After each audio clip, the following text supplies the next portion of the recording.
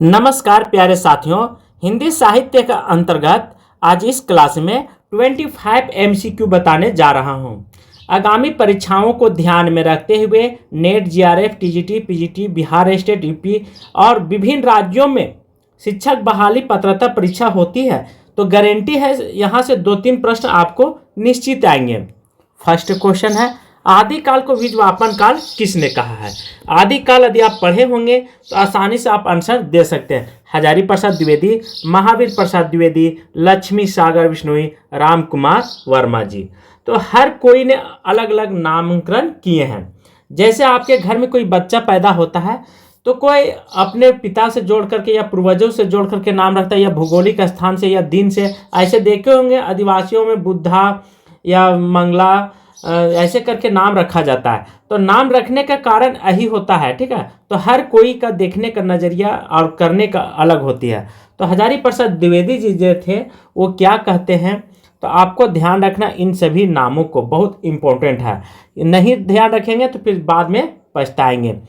देखिए, हजारी प्रसाद द्विवेदी जो थे आदिकाल कहते, ये उन्हीं का नामकरण किया हुआ है, यह बात आप ध्यान रखेंगे।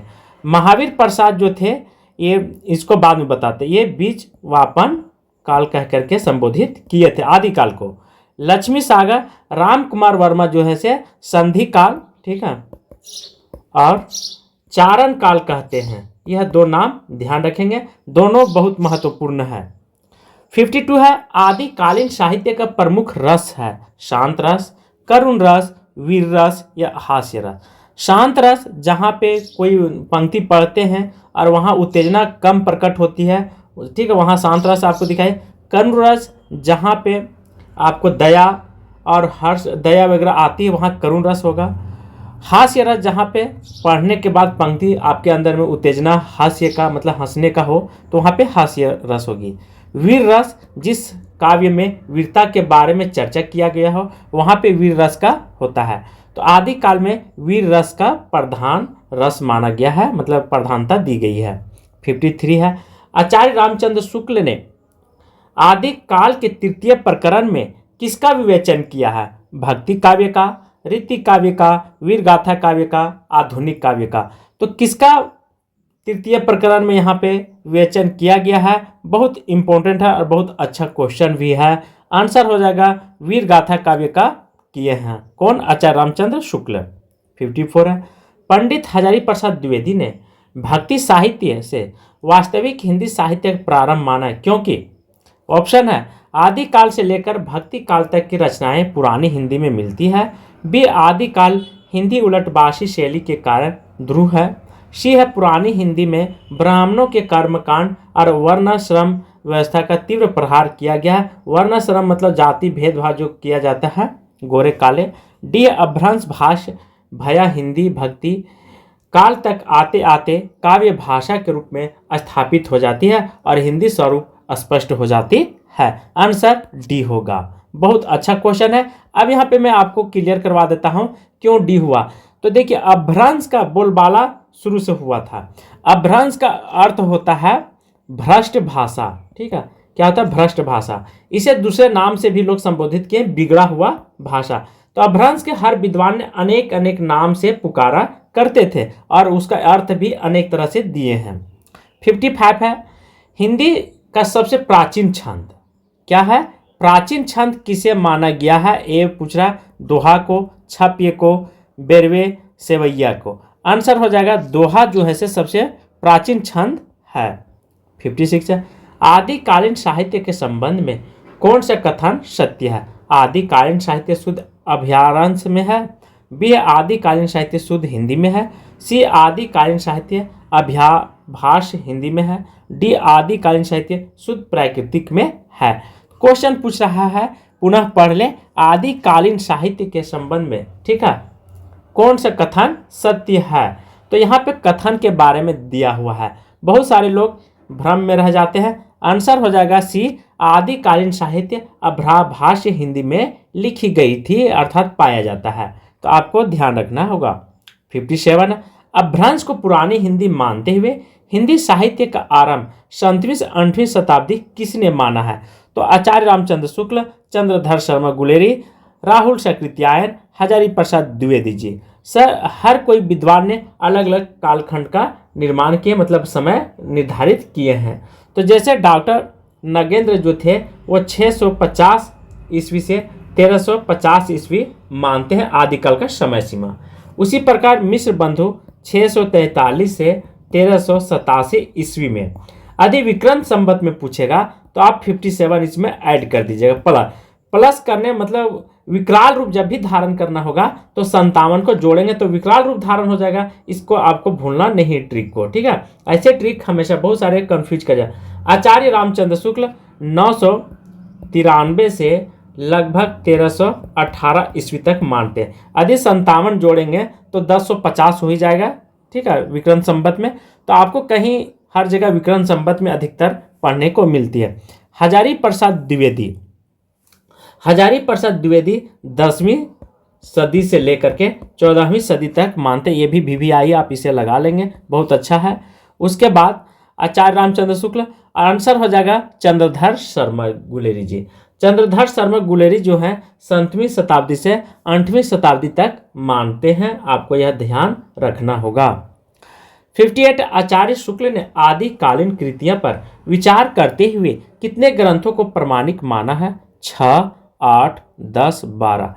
कितने ग्रंथों को किनके द्वारा, ये भी क्वेश्चन देखेंगे। आचार्य रामचंद्र शुक्ल के द्वारा, तो इन्होंने 12 ग्रंथों को सही ठहराया है।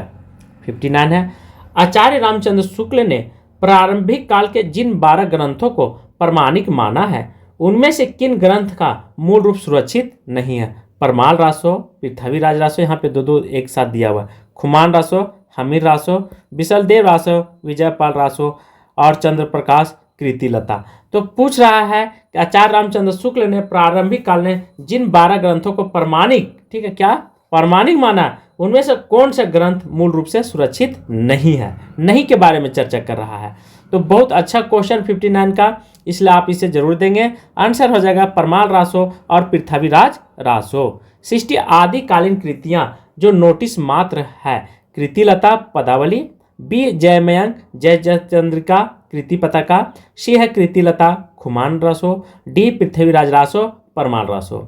आपके दिमाग से कौन होगा एक कमेंट बॉक्स में आप जरूर देंगे, पर यहाँ पे आंसर हो जाएगा जयमयंक जयचंद्रिका, ठीक है, और कृति पताका, जो कि नोटिस मात्र है। नोटिस मात्र मतलब थोड़ा सा शॉर्ट में नोटिस लिखते हैं कि हम लोग नोटिस लिख रहे हैं, तो नोटिस में उन्हीं चीज़ों का जिक्र किया जाता है, मेन टॉपिक को। 61 है आचार्य रामचंद्र शुक्ल ने आदिकाल के तृतीय प्रकरण में कहा है, क्या बोला गया?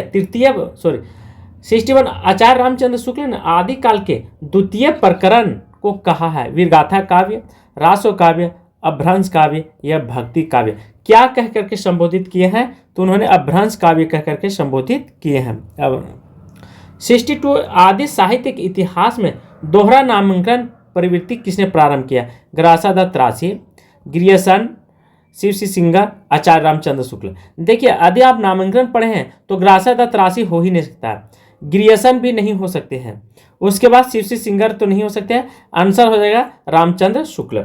इन्होंने आदि काल भी नाम दिए हैं, आधुनिक काल को गद काल कह करके संबोधित किए हैं, तो इस तरह से इन्होंने दोहरा नामकरण करते हैं। 63 आदिकालीन काव्य प्रवृत्ति नहीं है। प्रबंधन, मुक्तब काव्य की रचना, धार्मिक साहित्य की रचना, प्राचीन खड़ी बोली का प्रयोग, वीर तथा श्रृंगार रस की प्रधानता। तो क्वेश्चन बहुत अच्छा है कि आदिकालीन में प्रवृत्तियां नहीं पाई जाती है। कौन सा प्रवृत्तियां नहीं पाई जाती है? तो प्राचीन खड़ी बोली का।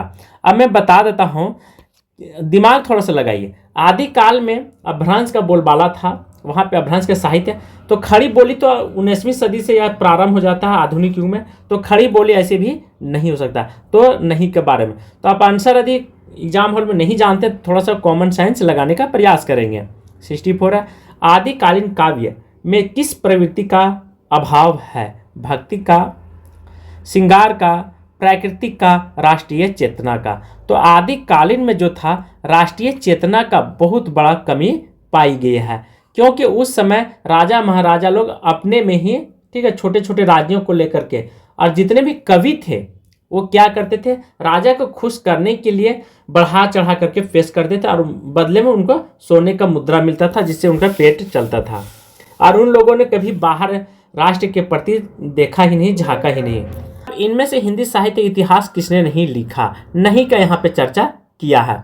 नगेंद्र, लक्ष्मी सागर बिश्नोई, राम कुमार वर्मा, बच्चन से। तो हिंदी साहित्य के इतिहास का मतलब ये हुआ कि हिंदी का ग्रंथ किसने लिखा, उसके बारे में इतिहास किसने लिखा, साहित्य का, हिंदी साहित्य का ग्रंथ इतिहास जानने का प्रयास किसने किया, किसने अपने कॉपी और कलम के माध्यम से उतारा है। तो लक्ष्मी सागर बिश्नोई भी लिखे हैं, राम कुमार वर्मा जी भी लिखे हैं, बच्चन से भी लिखे हैं। और डॉक्टर नगेंद्र जो लिखे हैं हिंदी साहित्य का इतिहास, इन्होंने संपादन किए हैं। लिखना और संपादन करना अलग अलग चीज़ें होती हैं। ये ग्रंथ का लेखक नहीं है, बहुत इंपॉर्टेंट क्वेश्चन है। 66 आचार्य शुक्ल के अनुसार हिंदी साहित्य का आविर्भाव कब से माना जाता है? प्राकृतिक से, संस्कृत से, प्राकृतिक अंतिम अपभ्रंश व्यवस्था से, पाली से। तो किससे माना जाता है? आंसर 66 का प्राकृतिक के अंतिम अपभ्रंश से मानी जाती है। आप इस बात को ध्यान रखेंगे, आंसर सी।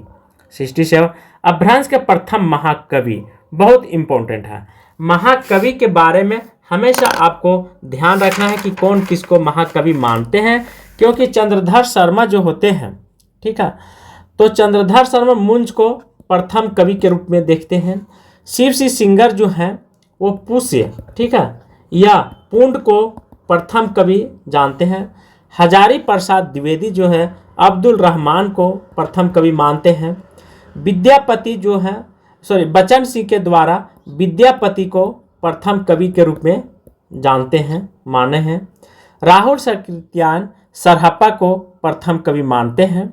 उसके बाद अपभ्रंश के प्रथम कवि यदि आपसे पूछेगा तो स्वयंभू को माना जाता है। ये सभी विद्वानों के सहसम्मति के अनुसार, क्योंकि अपभ्रंश में स्वयंभू बहुत बड़ा योगदान निभाते हैं। गणपति चंद्र जो होते हैं वो शालिभद्र सूरी को प्रथम कवि के रूप में मानते हैं। और राहुल सकृत्यायन जो हैं वो सरहप्पा, ठीक है, सरहप्पा, इनका 2-3 नाम है। सरहप्पा को सरपाद के नाम से भी जाना जाते हैं, और राहुल भद्र के और सरोज वर्ज इन्हीं का नाम है। ये 3-4 नाम आप ध्यान रखेंगे। किनका? तो सरहप्पा का। कभी कभी जिक्र आता है सरहप्पा का, तो आगे भी आपको बताएंगे।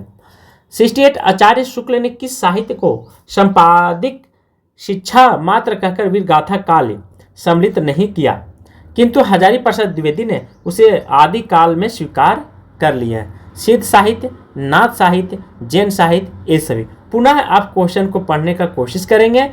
आचार्य शुक्ल ने किस साहित्य को संपादिक शिक्षा मात्र कह करके, ठीक है, वीर गाथा में अर्थात वीर काल में सम्मिलित नहीं के बारे में यहाँ चर्चा कर रहा है, किंतु हजारी प्रसाद ने उसे आदि काल को स्वीकार किए हैं। तो उपयुक्त सभी हो जाएगा, सिद्ध साहित्य भी, नाथ साहित्य भी, जैन साहित्य भी, ये सब। आप जब आदिकाल पढ़ते हैं तो यहाँ पे ये सभी का ऑप्शन दिया हुआ, इसलिए चारों ऑप्शन सही है। तो वहाँ पे हर तरह के ग्रंथ आपको पढ़ने को मिलती है। 69 है सिद्ध साहित्य का तात्पर्य है तंत्र मंत्र आदि द्वारा सिद्ध प्राप्त करने वाले साहित्य। बी सिद्ध प्राप्त कवियों का साहित्य। सी है सिद्ध धाम का सिद्धांत एक साहित्य। डी है वज्रयान परंपरा के विरुद्ध आचार्य द्वारा रचित साहित्य। बहुत अच्छा क्वेश्चन है, आप आंसर देने का कोशिश करेंगे। आंसर हो जाएगा वज्रयान परंपरा के सिद्ध आचार्यों द्वारा, तो डी ऑप्शन। 17 है आदिकालीन काव्य धारा में उपलब्ध नहीं है सिद्ध साहित्य, जैन साहित्य, सिख साहित्य, नाथ साहित्य। क्या नहीं है आदिकालीन काव्य धारा में, ये आपसे जानना चाहता है। तो आदिकालीन में सिद्ध साहित्य भी है, जैन साहित्य भी है और नाथ साहित्य तो है, पर सिख साहित्य है, ये आप थोड़ा सा दिमाग लगाइए। तो सिख साहित्य की ओर हम चलेंगे। सिख साहित्य का अर्थात सिख साहित्य का हमें कभी कहीं पे जिक्र नहीं मिला है। 71 संध्या भाषा के अर्थ क्या है? बहुत अच्छा क्वेश्चन है। देखने में छोटा लगे घाव करे गंभीर। यह अंतस्थ साधात्मक अनुभूतियों का संकेत करने वाले प्रतीक भाषा है। कर्कश शब्दों का युक्त प्राकृतिक भाषा है। मधुर शब्दों से युक्त पाली भाषा, तत्सम शब्दों से युक्त प्राकृतिक भाषा है। तो सिद्ध साहित्य का क्या अर्थ होता है? तो अंतस्तात्मक अनुभूतियों का संकेत, यह ध्यान रखेंगे। Option A. 72 सिद्ध साहित्य के संदर्भ में कौन सा कथन सत्य है? सिद्ध साहित्य दोहा जय पर्दा में है। बी सिद्ध साहित्य की भाषा पिंगल है। डी, सरहप्पा सिद्ध साहित्य के आदि कवि, आदि कवि मतलब प्रारंभ के कवि, शुरुआत कवि। डी, सिद्ध साहित्य में सहज साधना का प्राधान्य है। तो क्वेश्चन आप पुनः पढ़ने का प्रयास करेंगे तो गलती होने की संभावना कम होगी। सिद्ध साहित्य के संदर्भ में कौन सा कथन सत्य के बारे में पूछ रहा है? बहुत अच्छा है, आंसर हो जाएगा सिद्धों की भाषा संध्या है, पिंगल नहीं। अर्थात कथन जो बी जो है से उस पर हम जाएंगे, इसलिए आप सभी लोग ध्यान से देखेंगे। बी कथन असत्य है। तो यहाँ पे क्वेश्चन में हमें बात करने को मिला है कि सिद्ध साहित्य की भाषा संध्या भाषा तो है, पर यहाँ ऑप्शन नहीं दिया हुआ है, तो इस चीज को आपको ध्यान रखना होगा। ये भी ऑप्शन गलत है। 73 है, 84 सिद्धों में प्रथम सिद्ध कौन है? 84 सिद्धों में 84 सिद्ध हुए थे, वो आपको हम आगे बताएंगे जब क्लास लेंगे। तो सरहप्पा को, डोइम्पा को, सरहप्पा को, लिपा, 84 सिद्धों में सबसे प्रमुख कौन थे? ठीक है, तो सबसे ज़्यादा महत्वपूर्ण सरहप्पा को दिया गया है 73 का। तो अच्छा है, क्वेश्चन बहुत इंपॉर्टेंट है। 84 सिद्धों का नाम आप एक दो बार पढ़ लीजिएगा। तो सरहप्पा का सर्वप्रथम। राहुल सकृत्यायन ने हिंदी का प्रथम कवि, देखिए इससे पहले हमने जिक्र किया था सरहप्पा को, पूसिया या पूर्ण को, स्वयंभू को, देवसेन को। तो राहुल सकृत्यायन के द्वारा प्रथम कवि किसे माना गया है? तो सरहप्पा को माना गया है। सरहप्पा को सरपाद के रूप में आप कंफ्यूज नहीं कीजिएगा, सरपाद भी कहीं कहीं देखने को मिलेगी, राहुल भद्र भी मिलेगा और सरोज वर्ज भी मिलेगी।